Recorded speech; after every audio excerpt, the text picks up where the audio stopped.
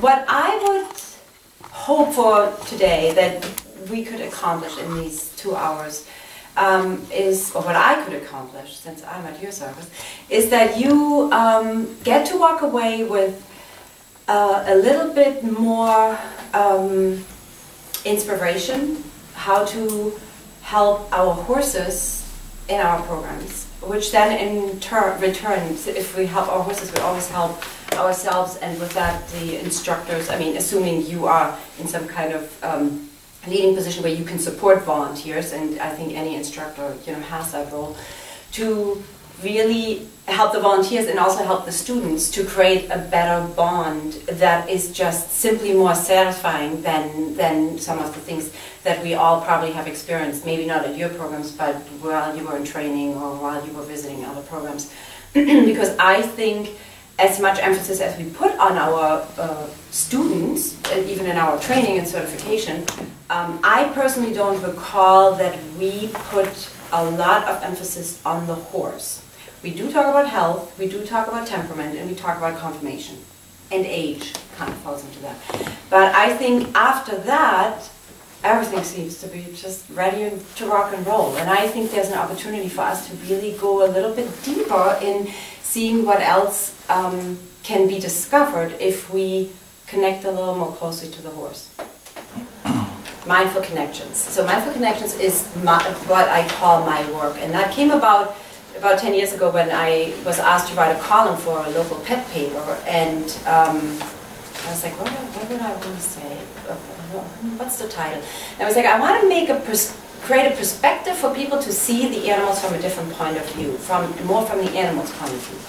And I always like the idea of being very aware of what's going on with the animal, but I'm like, there is something different, something deeper than awareness. Awareness is to me like if I have a cat and the cat has fleas and I'm like, yeah, I'm aware you got fleas. But it's not taking care of business usually. So to me it's like only if I put an action with that awareness that it becomes mindful. So if I say, and we're going to get you something to get rid of these fleas, that is to me an alignment between action and awareness and action, and then I become mindful and present with that being. And so I was like mindful, and then connecting mindfully, that kind of works. And so that became the name of the column, and then since then it has become a much larger mission for me, in the sense that I really believe by mindfully connecting with another being, we can really acknowledge their spirit. And to me, spirit, I want to just really make spirit totally simplified, because sometimes people, when I talk about spirit, they're like, oh, what's with my spirit, the soul, the spirit. And it's like really simple to me, because it's really about each of us, our essence, our life force is spirit. And anyone who has experienced an animal passing or a person passing, it's so interesting how, aside from the emotion that we go through, we can at times really feel how the spirit energy leaves as energy, exactly. And it can be, it's actually a very moving experience. I had one horse in particular, it was literally, as I held him, and all of a sudden I went, oh. And then all of a sudden the hair feels dead. And it's like, wow. And to consider our horses as beings with that spirit, the same spirit that we have, already shines a slightly different light on how we look at them. Because all of a sudden this commodity that we often have, you know, they get traded, they get sold, they get moved around, and that's not working, we're going to send it over there, we're going to, yeah, we have no use for you anymore.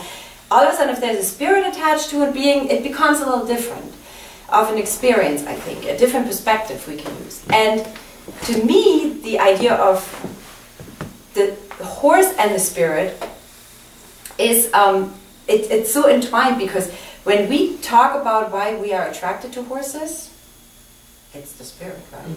I mean, if we drive by a pasture, just if they graze, we go, oh, horses. And if they move, it's like, oh my God, look at them, it's amazing. Right? I mean, that's what we love. And why does that touch us so much? Because our own spirit is meeting their spirit in that moment. That's like this carefree space where we were as kids, where we were just like, anything goes, we just hop on bareback and we just go if we had that opportunity. Or if we hadn't had that opportunity, we're like, that's what I want. That's like, oh my God, think about that feeling of being connected as one, and just the two of us against the rest of the world.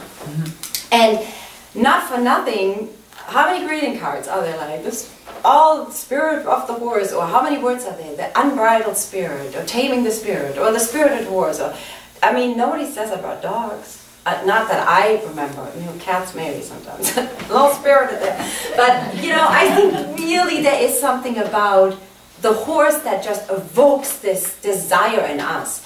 And also that is the one animal that we are so attracted to in such a way that nobody can describe why we're so attracted to it. Because I think it's almost not to be labeled, because it's a feeling. It is big. You're right, and you feel it. You know what it is when it happens.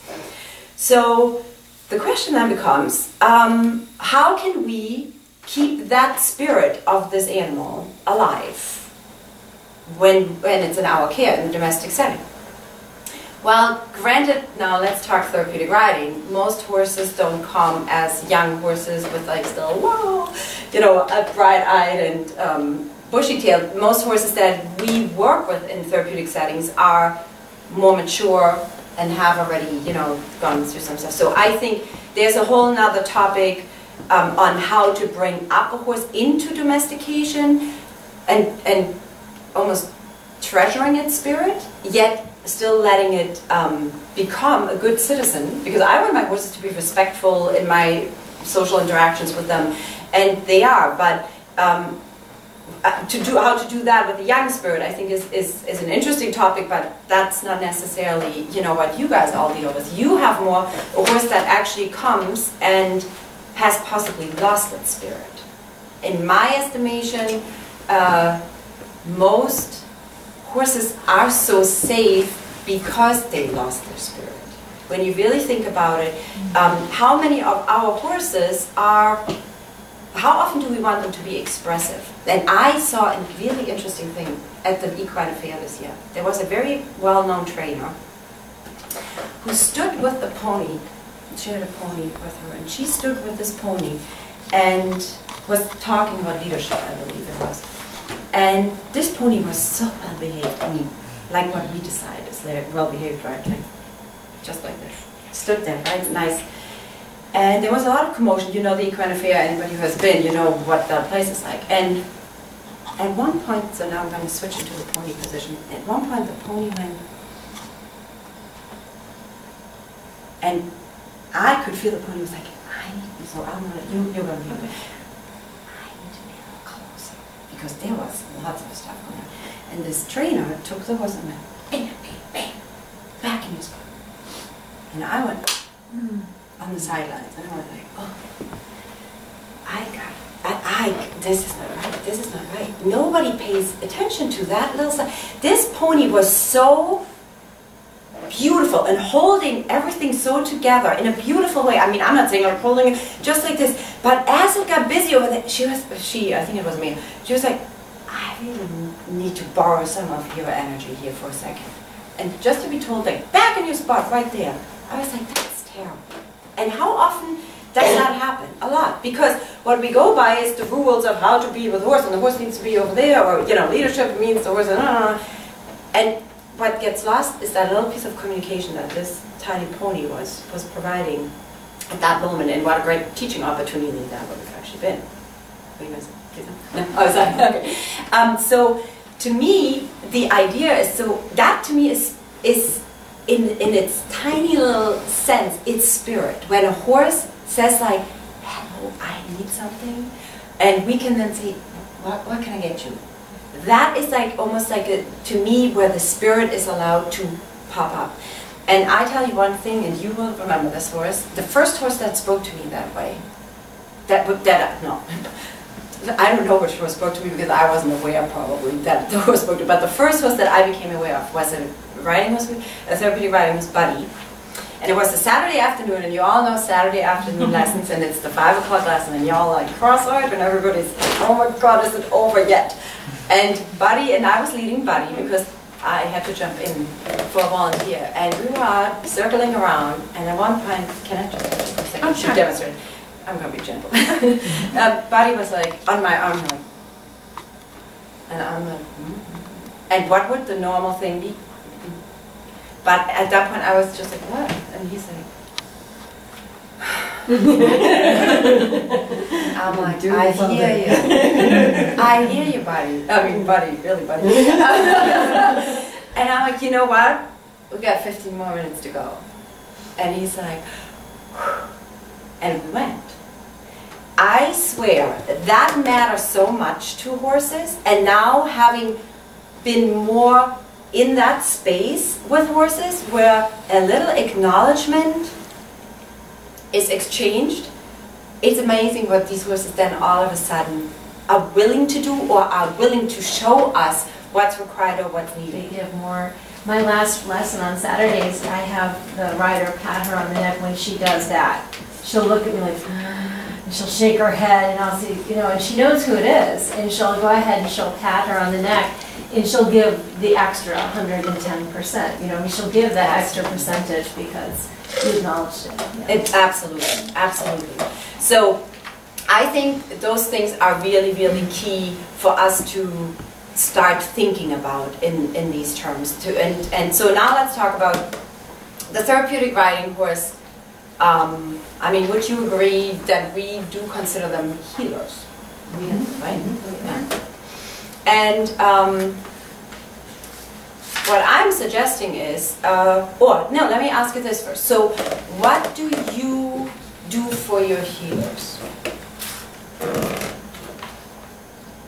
We've kind of gone through and me personally too, has gone through a huge shift this year in how I perceive our horses and what they give to us. In return, we try to really listen and base our riders not on what the riders always need, but what the horses need. And some days that means not riding. Wow. And well, it was a big shift. Oh, I And bet. we do massage, chiropractic. It's very holistic based, and I credit the people that you know, that's because they bought the farm. That own the farm because it's really their philosophy. We honor the horse, and that is a priority. So I feel very blessed That's to be in amazing. this position. Yeah. You are. I think one of the other things that we do is we really try to work with our volunteers to educate them and share with them what the horse is saying as best as we can. Because if you're in the middle of the ring, you can't see necessarily what's going over on the other side, except to say, you know, Sally is Kayla okay? Because she doesn't look okay from this end. And then Oh, that's the volunteer a chance to say, well, you know, actually she's kind of twitchy over here. Well, let's just walk. Let's just wait a second. Let me come check. So there is that. That is exactly what we're really working on, but to get the volunteers more engaged Yes. with their horses. Yes. And in that communication, I think is so important with the volunteers because everybody has something to give. Everybody does. And I've had even a rider recently in the summer who really was very abstracted in his speaking. He said, okay, I'll do it. And he said, your horse has a really bad headache. And I said, she does. Do you know that she had Lyme disease? And I had her tested that next week. And he's in a hospital right now. He hasn't ridden in a long time. But and I told his mom that he said that. She said, he doesn't, he doesn't say things like that. But he did. And he was really concerned about her. I saw him again in the Day-Hat program. And he asked about her. I can't find that. And that was, and he's, I can't get into the disability, but I mean, it's definitely an area where, he just does not communicate at all. I actually had that with Caesar, who's here, who we brought over here. One of Matthew, who used to ride with me, told me one day that he didn't think Caesar was feeling very well. And I was like, all right. And I was like 7 months pregnant. And I'm like, oh, I can't do this tonight. And come 5 o'clock at dinner, Caesar didn't eat, nothing. So I banded and gave him, he had a temp of like 102. I'm like, oh. Finally called the vet because the temp wasn't going down. Ehrlichia. It's a version of Lyme disease. Yeah. And I called Matthew out on it. I'm like, how did you know? He's like, he just wasn't acting right.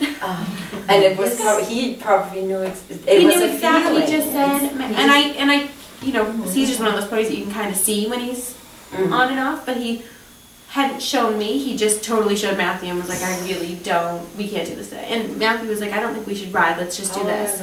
So we took him on a trail, on a walk on the trail, and came back and kind of kept my eye out.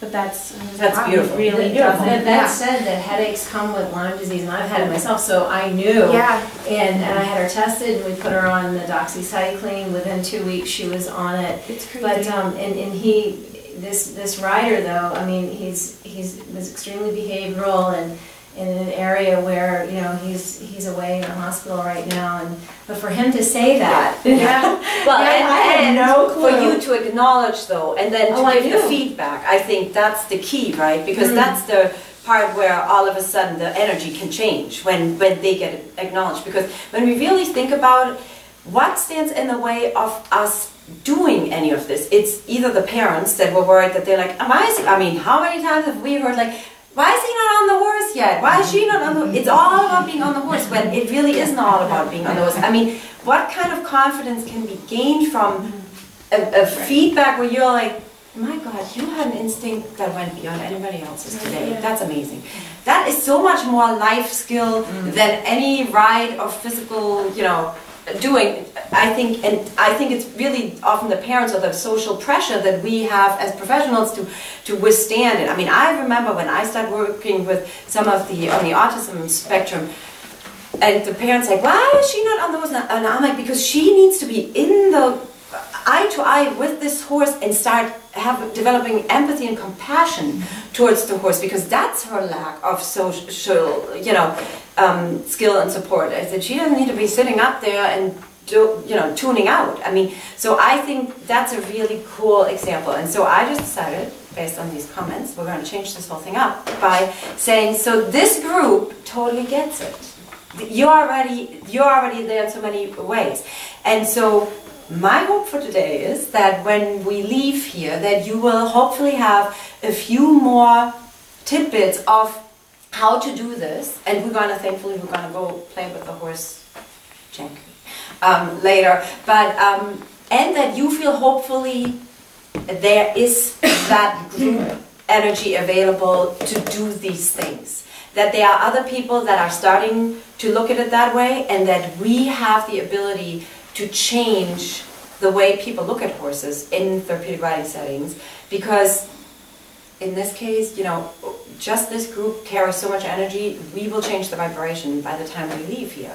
And just to know that there is that type of connection and ability, this is what then I hope can happen in your individual centers between you, your staff, your volunteers, the students, and the horse being the one in the middle.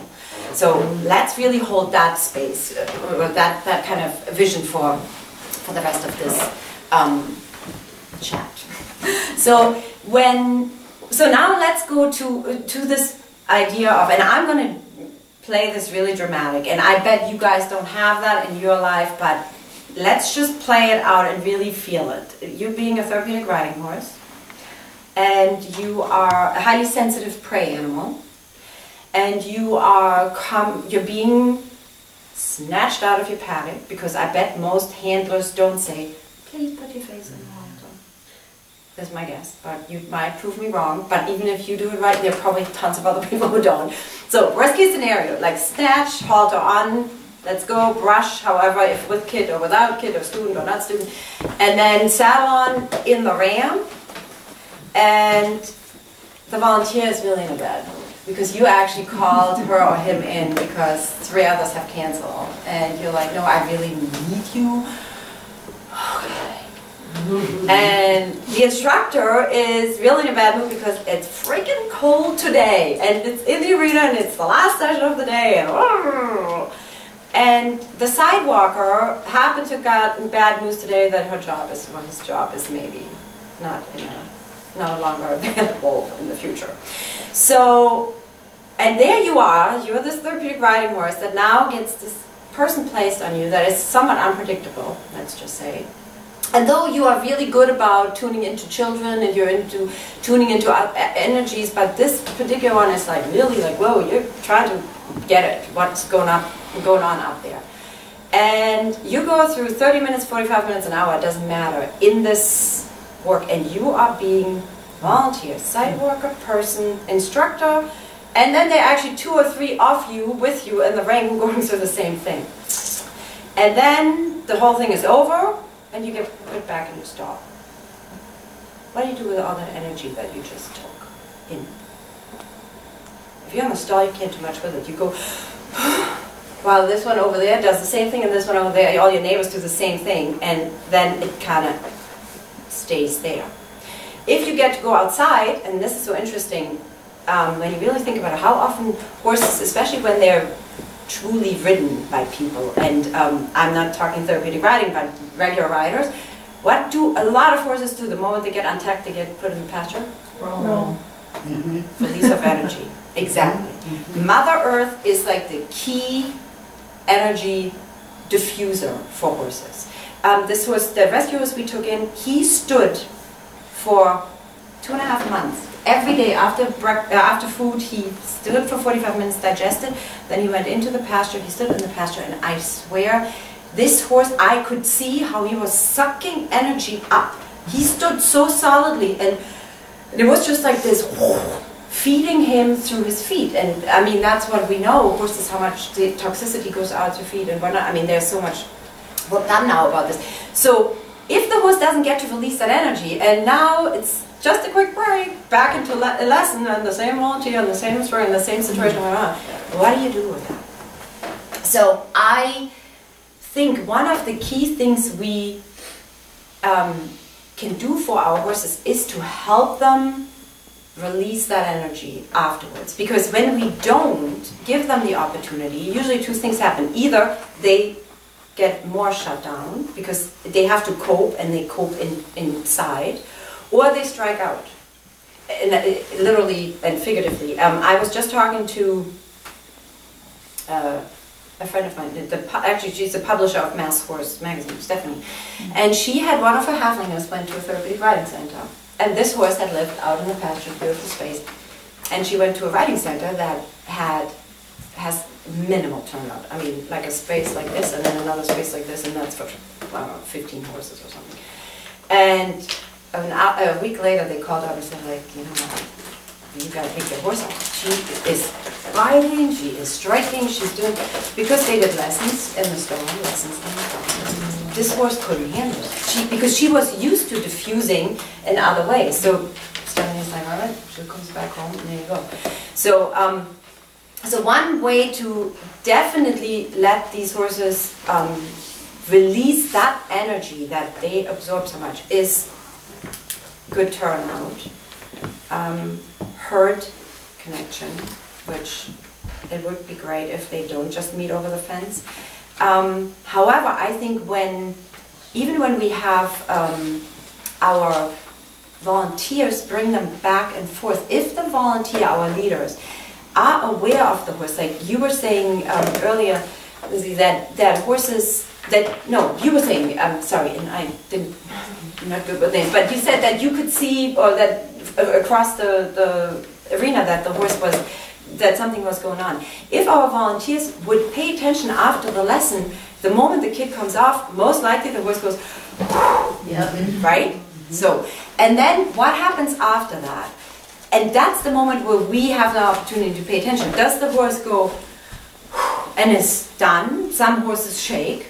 Some horses just take a deep breath, and then they go into this, like, what I always call, like, holding the breath. Obviously they're breathing, but they're still like, okay, what's next? This kind of stance. And if I as a leader am aware of it, and sometimes it's as simple as saying, you know what, buddy, you're done for today. Or it's about, you know what, buddy, we got one more to go, but I feel you, that you're still like, let's take a little circle. Or even, and this is where it comes to where we can really incorporate our students so much more. And again, I don't know if you do it. I can only go back to what I know and how our programs have been set up in the past. And it was usually like they meet in the grooming stall, or they meet not even in the grooming stall, they meet at the ramp. But I don't remember that a lot of our kids were leading a horse around or came along for it. And so if the new student comes, and I feel, yeah. I was just gonna say for some of the horses, one in particular that I worked with, and she just passed away recently. She wouldn't go up to the mounting ramp. I mean, she had trouble with it, she always did. So I'd say, excuse me, I have to talk to her for a minute. And I would go over to her and I would just go right up to her eye and I'd say, I need you. I need you to get up to the ramp and you have to stand there and just be really quiet, please. I need you. And her name was Margot. And she'd kind of look at me and her eye would curl. Like she knew I was asking her to do it, and she would go right up to the ramp, and she'd lean into it, and her rider we had to sit there for like 4 minutes so her legs could slowly relax. And so she was, I mean, the rider would be up here on her neck pretty much. Yeah. And then, but she did it, I mean, for 2 years. And this was a horse that would never go up to a ramp. But she would if we asked her to. Yes. And that's a good point, and I'm going to write these down. Well, one of the points that I was going to make is like ask and you most likely will receive. But, you know, that's the thing. I mean, there's no guarantee, but most often they do respond. But we don't, and that's the same idea with the halter. You know, I wasn't joking saying, I would love for you to, or I need you to. If it's not an option, then don't say, you know, I would love for you. Oh, no, if you don't want to, all right, then I guess I'm stuck now. So be careful. This is just like with the kids, right? When you go like, Johnny, I would love for you to, I don't want to. Set yourself up for saying I don't want. So you might not always have an option. So if you don't have an option, you can still ask though, right? And be, you know, go about it from that level. Excuse me, I just wanted to say something about the breathing. I work a lot with breath with my students, and I also have them listen to the horse breathe. Oh, great. And one of the most magical times, just as we've been talking, is when we finish a lesson, and I'm always with my students, you know, let's take a deep breath, and so then I have all my volunteers, so everybody's breathing, we're all breathing all the time. And then at the end, what's the greatest compliment is we'll come in to line up, and as I ask my students, so, you know, and with the volunteers right there, what did we think about today? How did it go? What did you learn? What did you like the best? And we're breathing, and the horse takes a big breath, and then I say to my student, wow, this was a great lesson. Look at how everybody's breathing. I know. Really, let's thank Carlos again. And so it's really interesting that breathing and getting them to, and listening to them breathe, and having the students, so it really, for me, it brings the team really connected, really together. Yes, yes, yes, and thank you. And see, this is why this is great, because your information will be accessible now to other people by you sharing your story. So I really appreciate it, because I think at the end, each of you has the, you know, can find their own way, like you just said, how to incorporate and do create connections like that. And I think that is such a, to me it sounds like it's now complete. The lesson or session is complete. And what we shouldn't forget, and I have a client that her horse is just a really interesting horse, and he brings always these, he gives us information, we sometimes don't even know where it comes from. And this horse said at one point to his owner, she heard him loud and clear, he said, it's about aligning our frequencies. And when the people, imagine how many frequencies, we all have our own frequencies. When we all come together around this sensitive being, there has to be something. And what's the easiest way? Breath. Because if we breathe together, our heart beats together, everything comes together. So that's a beautiful way, and I think it's a beautiful way probably to even start the session and then end it. And then I think after that, the leader probably doesn't have to do much before the next session starts. So I think that's a beautiful practice to implement, and everybody will be taken care of in that sense. So, and I think what is interesting though is some horses you might notice, especially the ones that have tried to communicate a lot and were never heard, they might not even chime in for a while. You might do all this around them and they might just be like, yeah, keep on doing that because I'm staying right here in my little space. And I feel like the more we offer ourselves in that way, what we've been talking about, and offering ourselves by being present with them, eventually there will be this tiny little thing where they go like, well, maybe this is for real. And they do a little, you know those little breaths when they're like, okay. Then you're like, well, that's supposed to start, and let's see what we can take from there. So it's a breakthrough moment. Well, I was thinking about Carlos, and we have this Morgan gelding that close to a year ago I would have written off, and I would have moved him out of the program. But instead we decided to invest a lot of time and energy in healing for him personally, and what he needed. It was about what he needed, not what we needed from him. And we've been able to really meet somewhere in the middle by validating his personality and who he is. And he gives so much more, and he's so happy. And it's really awesome to see. And it's just a huge difference. What did he need? What did he need? Yeah. Well, it was partly physical. So a training program that helped keep him where he needed to be physically, but he had been serving a lot of really difficult riders, and I mean energy-wise, for a few years, and he was just saying, too much, and we could have pushed it, and it would have been a safety issue, and eventually he would have. There's a moment when you break. You can't. We started working backwards and breaking all the pieces down and what was going on with him. That's perfect. And trying to find out, like what you said about the rolling after. I wrote it down because we offer him a roll before. He would probably love it after. You know? And again, so now we have this happy horse again. And who's bringing joy to lots of children because we've been able to balance his needs. And just one thing to add to that is that now I I ask him, I use him. I partner with him.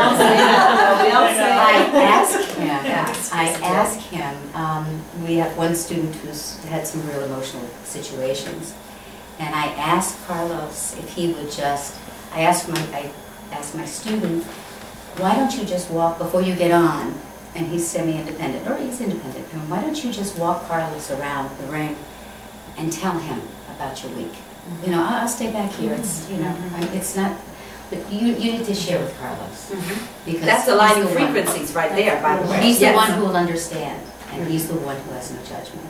Right. So, and off this 15-year-old boy goes, and off they go together, and I sit back and breathe. But that's what this horse can now give. Because. But they want to step up, I think, because my mare wanted to step up and have riders off lead.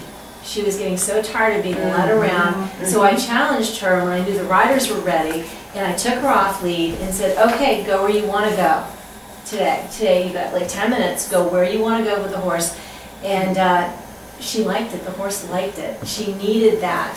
And I walked along in the backside with my eyes down because I didn't want her to look at me for any connection. I wanted her to have the connection with the rider. And that frequency, the energy that the rider had with the horse, I could measure it. I could see it happening because I know her that well. And she was grateful for that. And I think it made her day more exciting. And you have to give it excitement. Imagine somebody actually hears you. Somebody actually recognizes what's going on for you, and she needed it. And that's meet the horse where the horse is. We do this with our students all the time. Is that not rule number one? I mean, you're not going to put somebody that's not capable into a position where he will fail or she will fail, but we meet them where they're. We look at the students, we say which horse would be appropriate, but everything is about that. We know how to do this.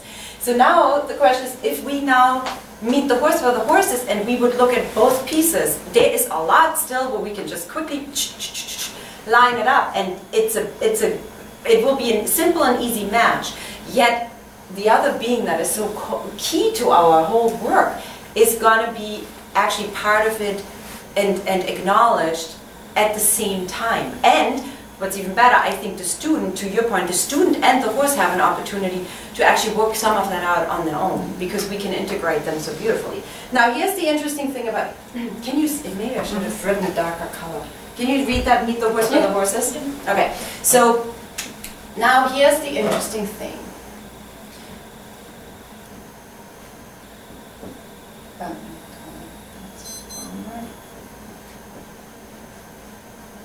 So, the horse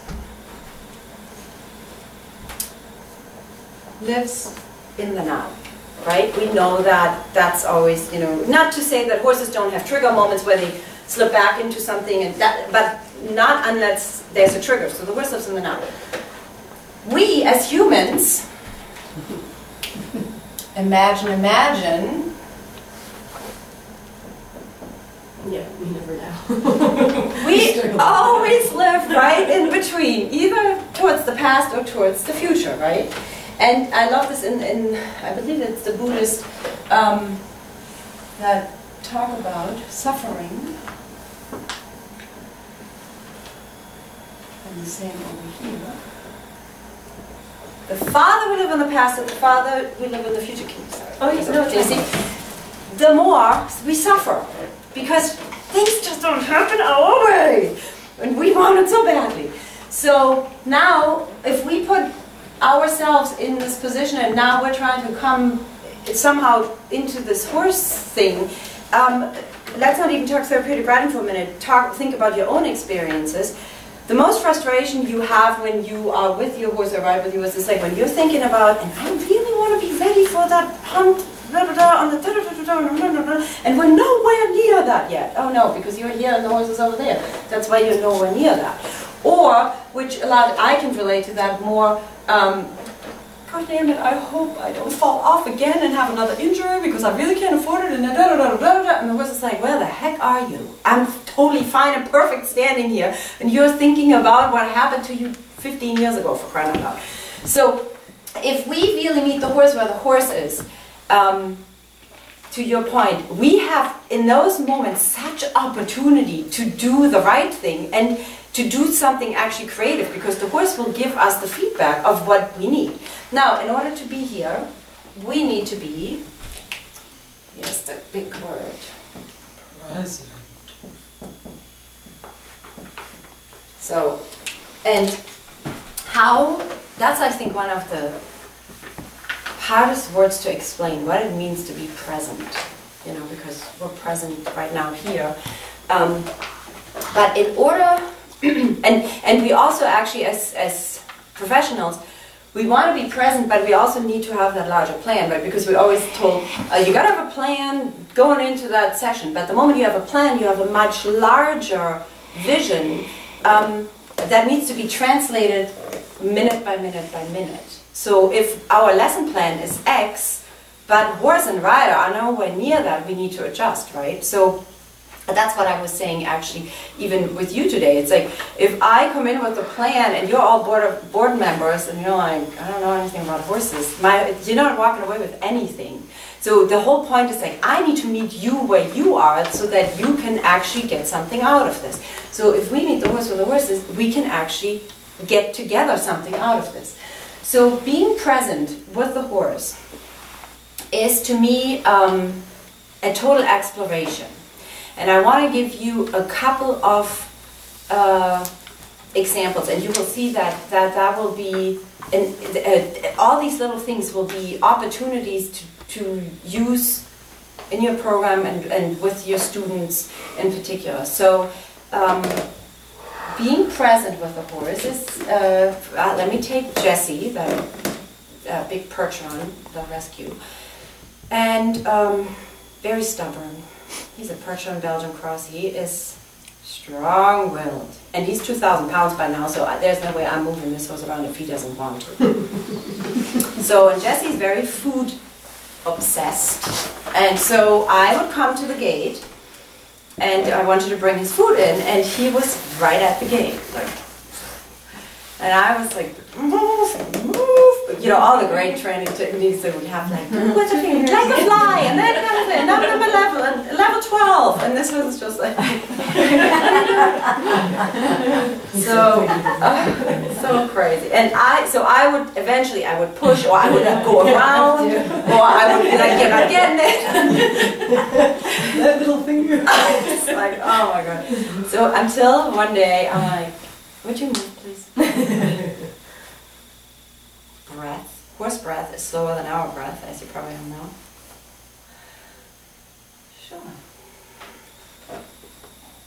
really? He, however, moved like this much so that I could literally slide through the gate. I'm like, wow.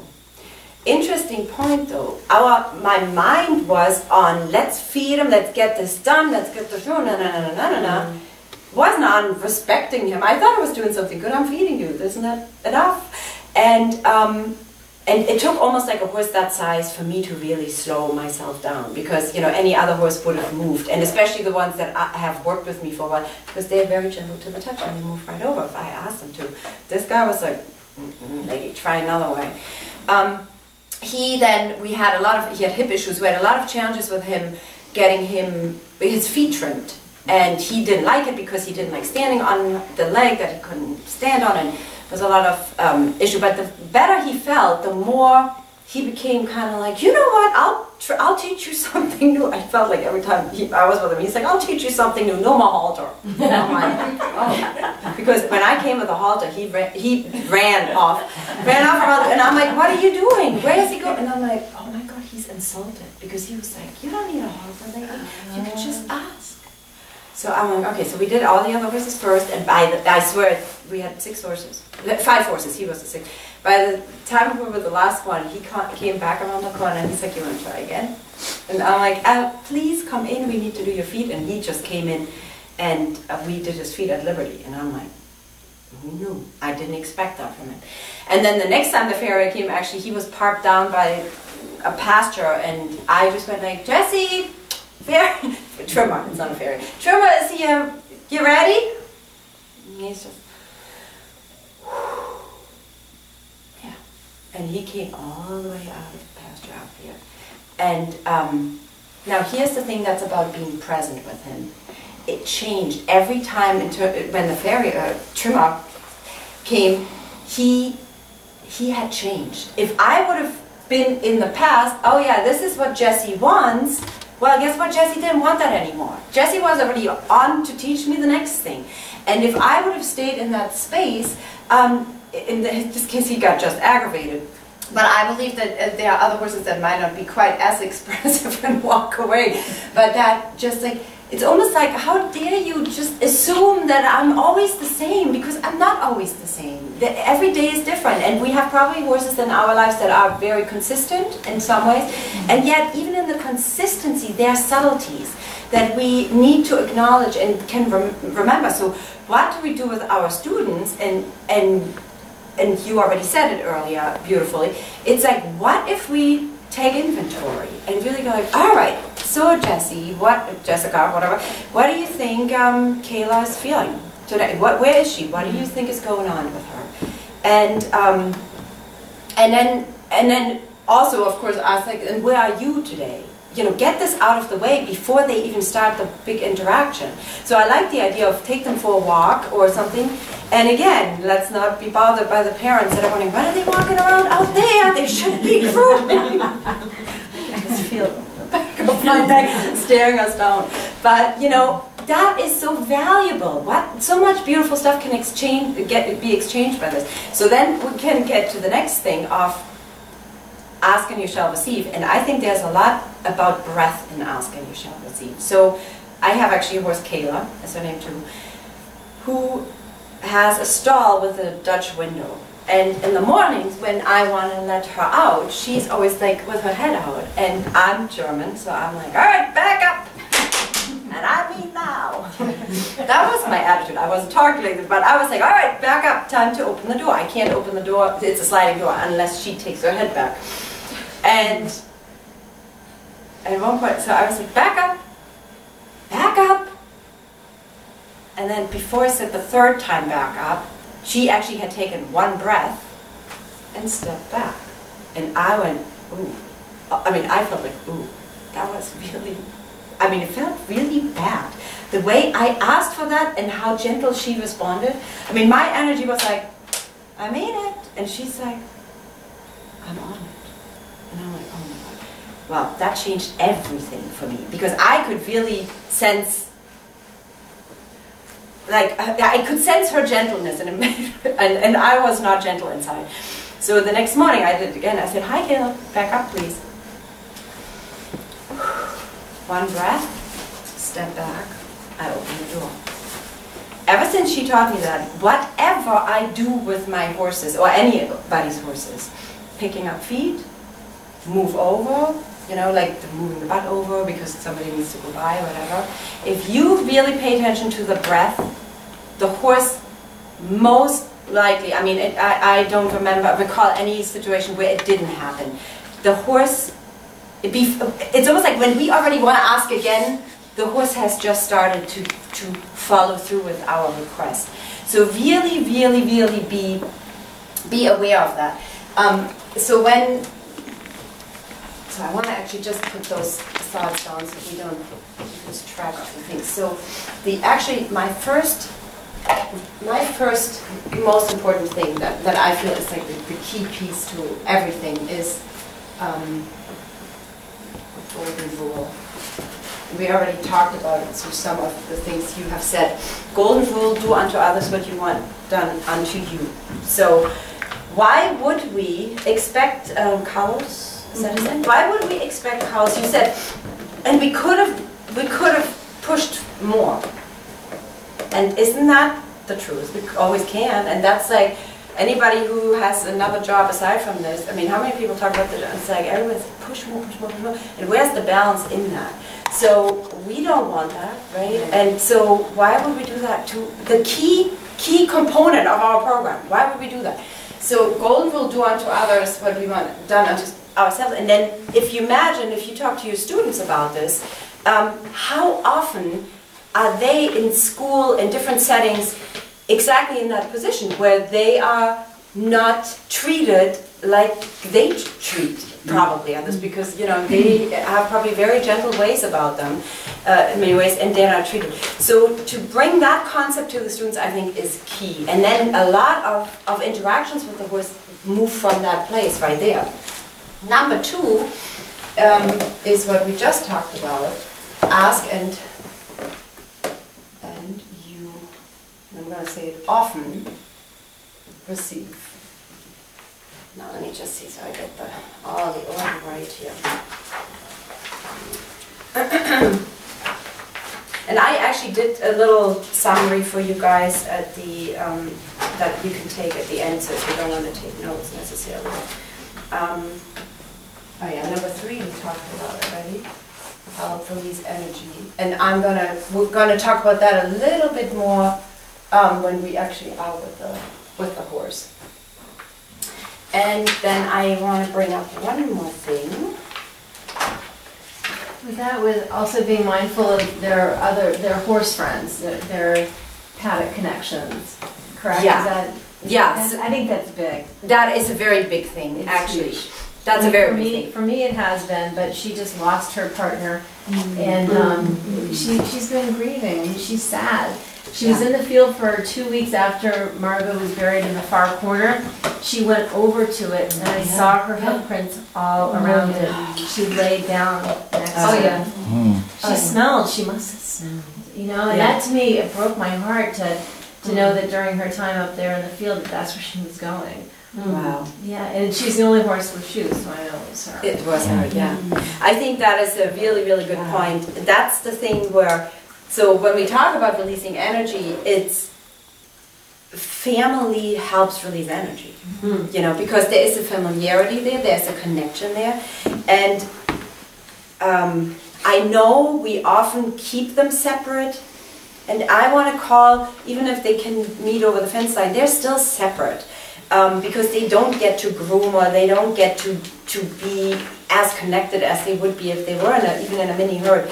And I know we do it because we want to keep them safe, and so we think, or we want to keep them.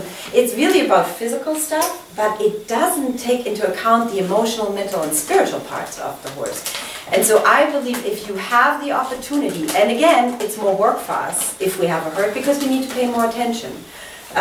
You know, I have all our 6 horses pretty much running around together, and just recently Kayla the mare got into heat, and the 2 geldings were going nuts over, and I was like, oh, I got it. So I have to put this one in there, but guess what? That's part of their life. That's where they rejuvenate. That's like when they get the energy going again. And when it got muddy, I needed to separate them because I didn't want them to fall. And I do believe that's our job in domestication, to keep them safe. But where's that line of safety really? How far do we have to take that? And so now let me just, actually I'm going to put the meet the horse where the horse is here, because there are, there's another thing that is really, horses, yeah. That is another really great thing to talk about with your students and volunteers. So I had this client who had adopted a whole bunch of rescue horses, and one of the horses was a thoroughbred that was in a school setting, a riding school setting, and when she met him, he was rearing up on the cross ties and snapping and biting, and I mean, he was just out of control. And so she brought him home and let him be for a while, and he was hanging with the other horses, and this woman is a massage therapist, so she was like, let's just get our hands on him. And this horse, whenever she came, was like, I'm out of here. And so finally she called me and said to me, can you help me? I don't get it. What is going on with this horse? So I visited her farm and we sat out on the field and I just observed, and she told me stories about the horses and I'm just watching them and seeing them. And so eventually we started to focus on this particular horse. And she said, I just don't get it. And she's like, he is so sore and he has all these issues. And I said, so what? And she's like, and we just really, I want to just get my hands on him. And I said, why? And she said, well, because that's love. And her husband was saying, he's like, well, love is, we show our love through our hands so often, so that's what we want. And I'm like, well, what if actually loving Phoenix means not touching him? And they both fell over backwards. They were like, what do you mean we can't touch him? And I'm like, what actually if you really can't touch him right now? And they were like, well, I mean, then, no, like, because obviously even if you touch him, you're not doing anything good. You don't have any relationship with him as you're touching him. So you might as well just accept what is right now. Accept the reality. All right. So I said, so let's just step back and see where Phoenix bubble is. So, and I'm telling you this story because you will have horses that come and go, or like a horse like Carlos that is in recovery. And why not have your students be part of that recovery? Because that would be amazing. Because again, what did these kids come up with? Like, he has a headache, he has a this, he has a that. Why not make this all an integrated process, right? So, and forget about the parents that are wondering why didn't Can I just say, yeah, I feel that's an educational process that we can educate yes the parents and really start to shift the way that we present our services. And if you present this right, they're going to be blown away by what they're actually getting out of providing this. Let's be real, because you can make this like such an integrative piece for them. You're absolutely right. I think you should take that on as Well, that's a great idea, Yeah. because I know I have parents and they feel like if their student is not on that horse for 30 minutes, they shouldn't have to pay for the whole session. I know. Yeah. So So there has to industry be. have to make a shift in that. Yeah. Or I if it's raining, then they say, well, oh, so you mean it's unmounted? Yeah. Right, Oh, yeah. right. Oh, exactly. That face. Don't we all know that face? They're just going to clean the tap or something? Yeah. I mean, Well, see, and you know what? And I can maybe understand if the parents like, the tackling, if that's one of them. But imagine if it was like something like this, truly. right? Then all of a sudden they would be. I mean, I think just a letter to the parents explaining this, like to, for every therapeutic rights and to send that out occasionally. I think that would be a great idea. So with this particular horse, what we did, so as an example, I said to the woman, all right, let's figure out where Phoenix's bubble is. So if this is Phoenix, we were quite a ways. I mean, I was actually as far as we are from one another. And we stepped back and we walked very slowly towards him. And then there was a moment when he was doing that. And we said, oh. And we were like, oh, that's as far as we can go. Now we touched his bubble. And it was literally, and I had her do this. Literally, I said, go one little step farther. And she went, and he went like, oh. And she's like, great exercise. I mean, talk about really tuning in for all of us to do that. And I said, all right, we're gonna just stand here. I said, now scan his body. And I'm like, so what are you feeling? What are you sensing? And really come back to what we all know. We just forget that we have this intuition, this connection. She's like, I see somehow his hip there. I feel like, and I'm like, yeah, I had the same sense. I'm like, let's just do, and I mean, I'm a Reiki 1 person, but I'm not like a Reiki practitioner. She, I think, had Reiki training, and I do believe Reiki you can do from afar, and you can do all kinds of stuff.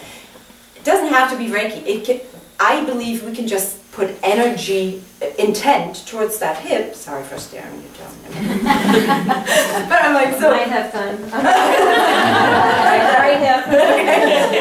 So I said, let's just send some love, and I said, and most important, I said, you send acceptance of, I accept you for what you need right now. Because that was her challenge, to really accept the source and the reality around the source. So we did this, and we just stood there, and all of a sudden he went, and the head went low and low, and the husband happened to sit in front of him. He was doing something with a donkey, and this was just went and put his chin on the husband, who was like crouching, and this was just like, and we just, and I said, we're gonna wait till he's done, and when he moves, we're moving, but when we're holding this until he's done. So she moved. I said, so here's your key thing for when I leave. I said, you have to respect what we just promised him. That's all you need to do. I said, and because you're not going to do anything anyway, otherwise. I don't know.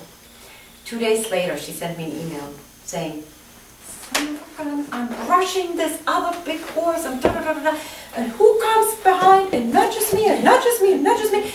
Phoenix. And she was like, really? And she was very attentive and aware. She's like, really? And she took the brush and and brushed him a little bit, and then she stopped, which we'll talk about in a minute, and then he's like, hey, keep on doing it. And she's like, really, really, really? Well, a week later I got another email, and she's like, I curried this whole horse down. She's like, I couldn't touch it with a brush, never mind with a curry. And changed. And you know what changed this horse? Accepting. It wasn't about touching, not touching. It was like he needed to be met where he was, and he needed to be allowed to stay there for however long. And it took him 24 hours to come out of it. But if she would have kept trying to do something, this would have never changed in this manner. He might have gotten desensitized, which, you know, that's terrible in itself, because then we have a horse that's not sensitive anymore. But all she needed to do is acknowledge him where he was and put herself second. And we talked about that a minute ago. It's really about us changing. It's not about them changing. They're perfect where they are. It's about us changing, and we don't want to give up this control or our plan or the attachment we have to how it all should look like. Again, we're in the past or in the future, while they're like hanging in the middle, and you know, nobody needs them. So now let's talk about. Actually, that's notes in the back. So let's talk about pause and. Great exercise with your kids too.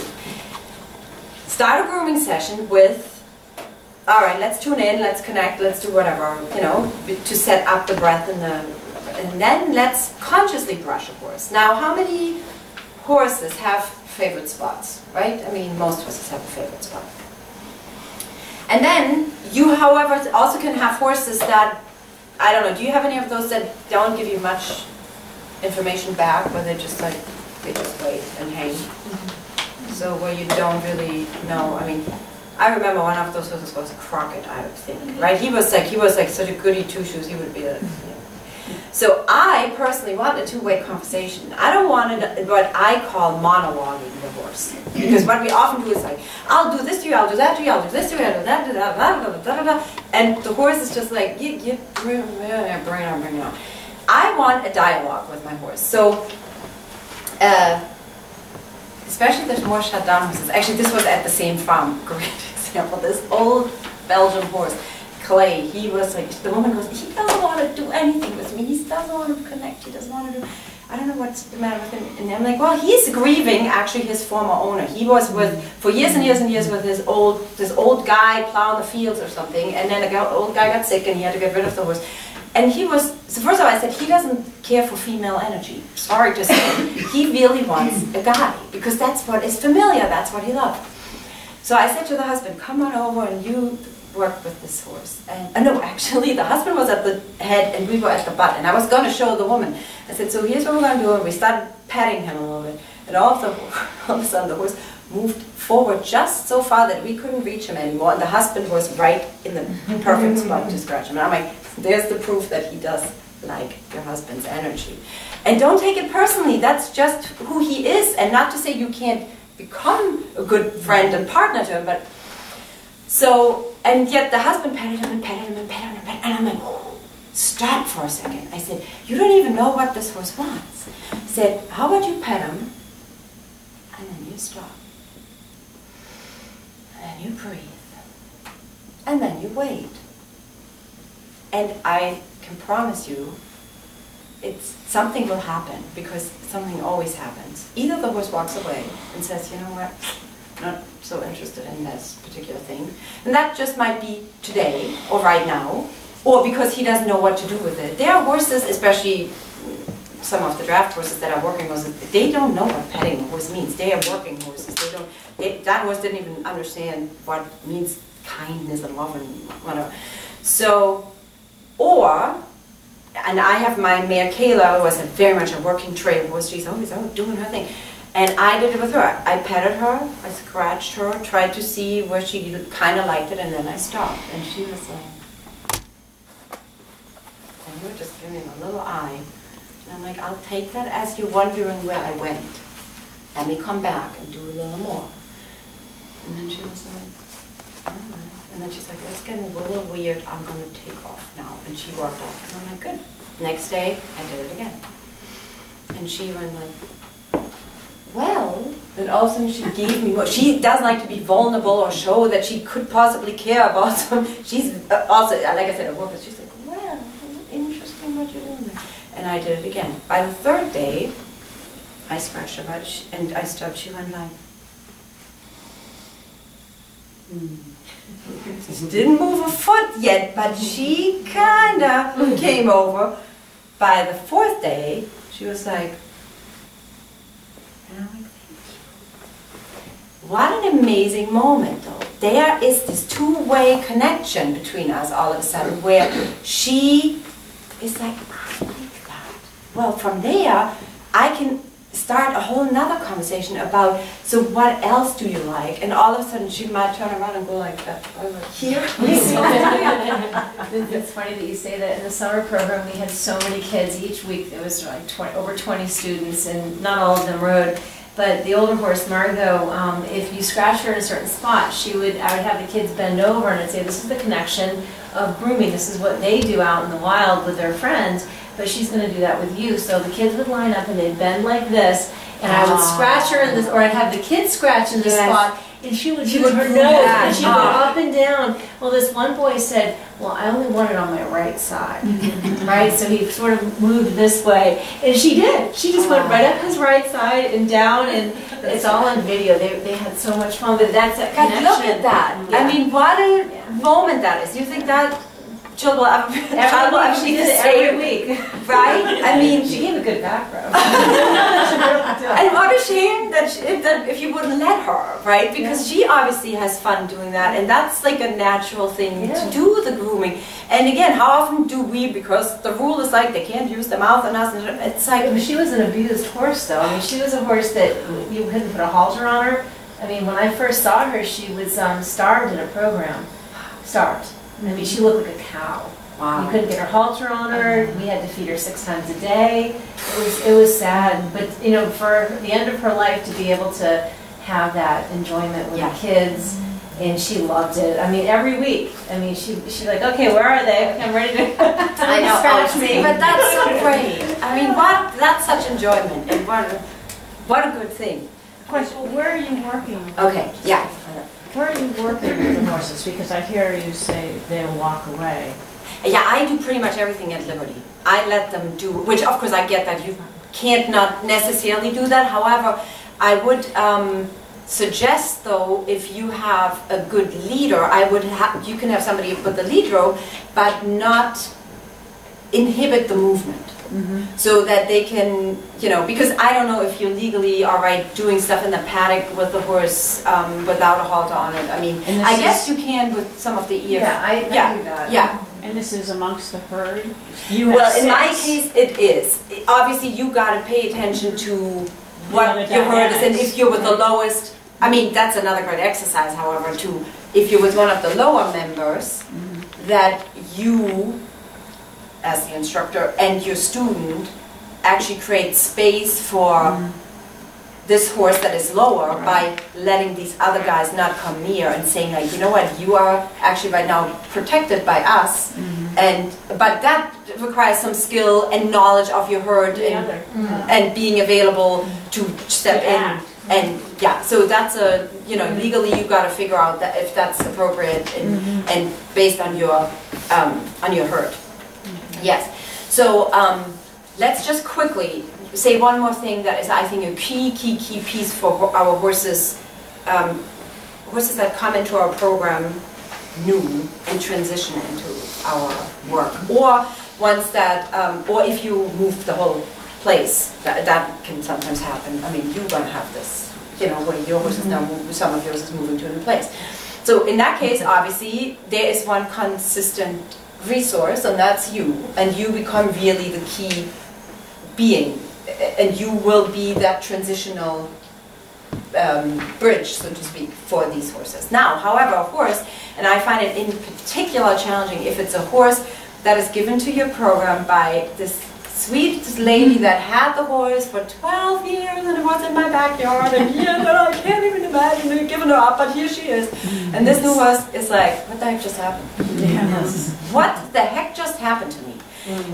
Trailer pulled up, I drove, you know, somewhere, and I'm dumped in some place, and my mother left. Or caregiver, whatever. But it is really challenging. I always said that horses that come from a school program, we had a couple of horses come from breaks, right? I always felt, they felt like, whoo, summer camp, whoo, handicap, this is great, because the workload is easy, there's still as many people as, you know, at the old place, but what about a horse that really was a backyard, a single owner? It is horrific for some of these horses, honestly. So I love what one of the rest, as far as I remember, they do this. I don't know if they've changed it, but last I heard, Lucky Horse Rescue in Berlin, I think they assign to all the new horses 1 or 2 volunteers, depending on what the schedule is. And they do not let a whole group of people deal with these horses. And I think there is really something to that, and now we're talking also herd members again, really pay attention to, ideally this horse should have 1 or 2 people that are his or her beings for right now to build a transition. They should have, we really need to pay attention, how are they dealing with their neighbors? Because if there's a lot of, you know, attacking, or if there's a lot of, we need to change it. We need to change if the horse is, you know, if we decide, oh yeah, this is the stall. I had this with one of my horses. Our leader died, our main horse, our herd leader, and I got a border, and I stuck the border in the stall. And the now former second in command, now in command, attacked this horse over the fence like a son of a gun. I couldn't believe it. Is the sweetest horse, and I'm like, what is he doing? And one day he was in the barn with me. I brought him in the barn. I'm like, we need to talk this out.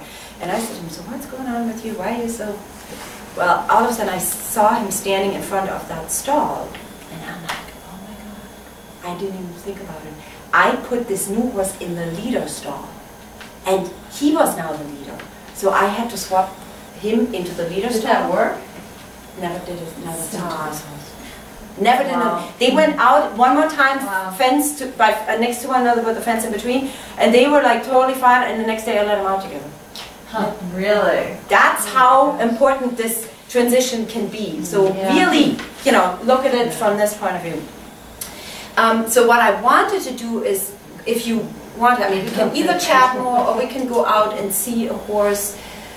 What I wanted to show you is a really great hands-on technique to release some energy with the horse that your students can do so easily.